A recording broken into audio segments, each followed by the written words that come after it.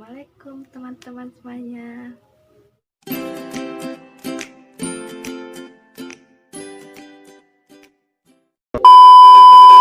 Oke, kembali lagi ke channel YouTube aku. Sebelumnya, perkenalkan dahulu, saya Septianin Kafidah dari Prodi Agribisnis angkatan 2019.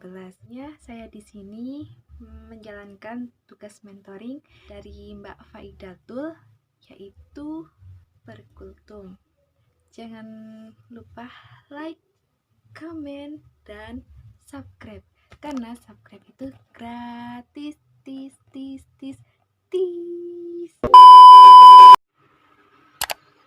Assalamualaikum warahmatullahi wabarakatuh.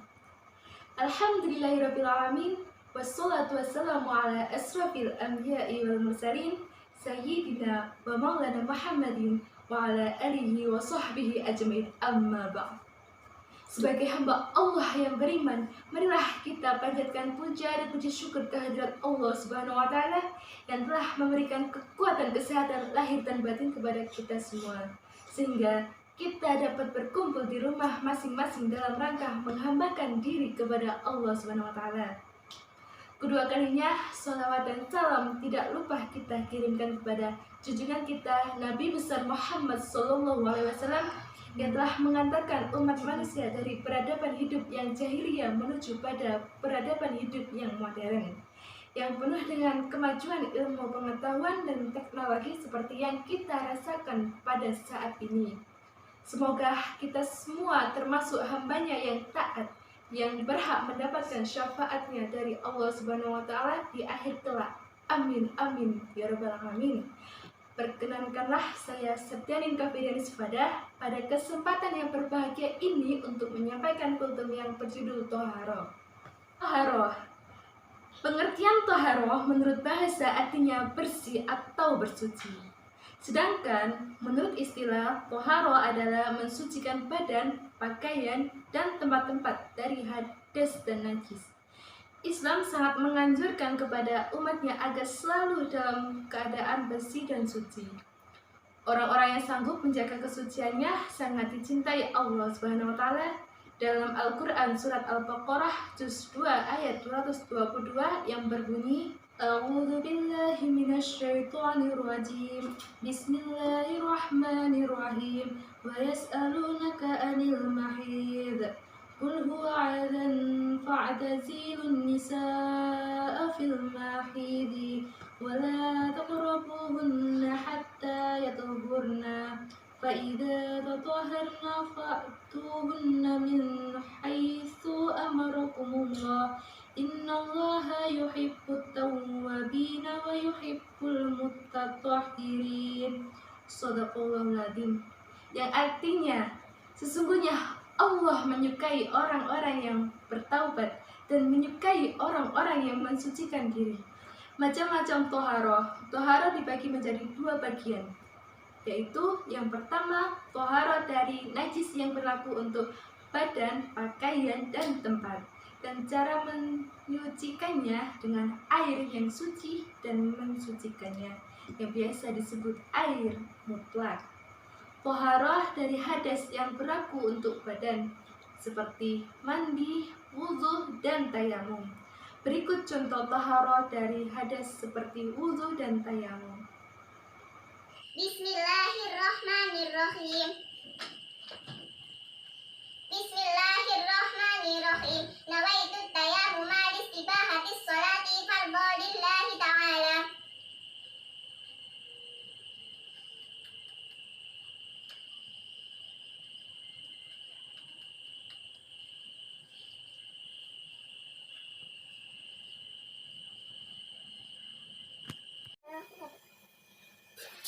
Bismillahirrahmanirrahim.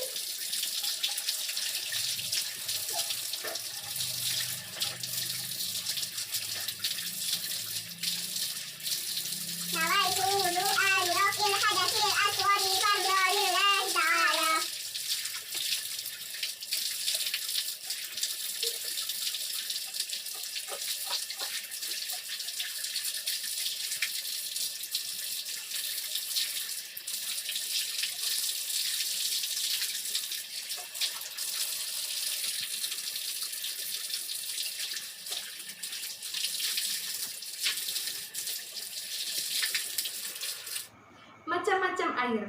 Berdasarkan hukum syar'i, air dibagi menjadi 4. Yang pertama, air mutlak, yaitu air yang suci dan mensucikan. Air tersebut dapat digunakan untuk berwudu atau bersuci, masak, minum, dan mandi. Contohnya, air hujan, air laut, air sumur, dan air yang keluar dari mata air. Dan yang kedua, air mustakmal, yaitu air yang suci namun tidak dapat menyucikan. Misalnya air kopi, air teh, dan air yang sedikit yang sudah berubah. Dan yang ketiga, air musammah, yaitu air yang suci dan menyucikan. Namun hukumnya makruh digunakan untuk bersuci. Misalnya air yang terjemur oleh matahari dalam bejana. Dan yang terakhir, keempat, air mutanajis, yaitu air yang tidak dapat dipergunakan untuk berbagai hal, baik untuk konsumsi atau untuk bersuci, karena tercampur dengan barang najis. Macam-macam najis. Yang pertama, najis berat atau najis mughalladhah, yaitu najis yang harus dicuci sampai 7 kali dengan air mutlak, dan salah satunya menggunakan debu yang suci atau air yang dicampur dengan tanah. Contohnya air liur anjing. Dan yang kedua, najis sedang atau najis mutawassithah, yaitu najis yang dicuci dengan cara menggunakan air mutlak sampai hilang bau dan warnanya. Dan yang ketiga, najis ringan atau najis mukhaffafah, yaitu najis yang dapat disucikan dengan memercikkan atau menyiram air di tempat yang terkena najis. Contohnya air kencing bagi yang belum makan apa-apa kecuali air susu ibu. Dan yang terakhir, najis yang dimaafkan atau najis ma'fu, yaitu najis yang dapat disucikan cukup dengan air. Jika najisnya kelihatan, apabila tidak kelihatan, tidak dicuci juga tidak apa-apa, karena termasuk najis yang telah dimaafkan. Contohnya darah nyamuk. Pengertian hadas. Secara bahasa, hadas berarti berlaku atau terjadi. Sedangkan menurut istilah syar'i, hadas berarti suatu yang menyebabkan seseorang harus bersuci. Orang yang berhadas dan mengerjakan sholat, maka sholatnya tidak sah. Rasulullah SAW bersabda, Allah tidak akan menerima sholat seseorang dari kamu jika berhadas hingga berwudu. Hadis riwayat Al-Bukhari dan Muslim. Selanjutnya, macam-macam hadas. Hadas dibagi menjadi 2 bagian, yaitu hadas kecil dan hadas besar. Hadas kecil diantaranya hal-hal yang termasuk sebagai berikut: sesuatu yang keluar dari kubul atau dubur, meskipun hanya angin. Dan yang kedua, bersentuhan langsung antara kulit laki-laki dengan perempuan yang sudah balik dan bukan muhrimnya. Dan yang ketiga, menyentuh kemaluan dengan telapak tangan.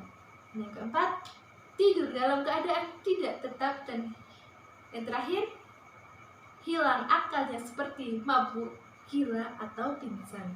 Adapun cara menghilangkan hadas kecil adalah dengan cara berwudu atau tayamum.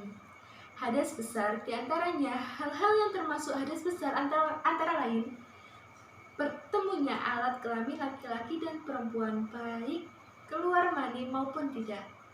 Dan yang kedua, keluarnya darah haid dan nifas. Dan yang ketiga, keluar air mani baik ada sebabnya maupun tidak, seperti mimpi. Dan yang terakhir, orang yang mati.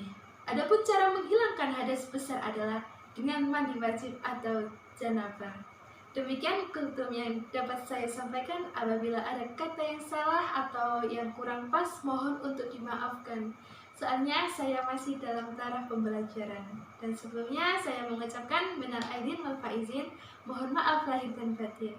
Akhirul kalam, ihdinas siratal mustaqim. Assalamualaikum warahmatullahi wabarakatuh.